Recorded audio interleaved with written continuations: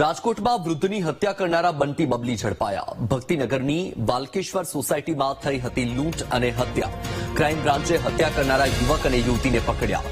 આરોપી કિશન વાઢેર અને સ્નેહલબા ગોહિલની ધરપકડ કરાઈ છે. યુવક યુવતીએ બરકતભાઈ લાખાણીને લૂંટીને હત્યા કરી હતી. વૃદ્ધે પહેરેલી સોનાની વીંટી અને ચેનની આરોપીઓએ લૂંટ કરી હતી. લૂંટના ઇરાદે વૃદ્ધના ઘરમાં ઘૂસ્યા હતા યુવક અને યુવતી. વૃદ્ધે બંનેનો સામનો કરવા જતા તીક્ષ્ણ હથિયાર વડે હત્યા કરી. પોલીસે આરોપીની ધરપકડ કરીને લૂંટ ચલાવેલી વસ્તુઓ પણ કબજે કરી. વાઢેર અને સ્નેહલ ગોહિલ નામના એક છોકરો અને છોકરી તે બંને આવડા ઘટનાને અંજામ આપ્યો હતો અને તેનો મુખ્ય ઉદ્દેશ્ય જે છે એ લૂંટનો જ હતો.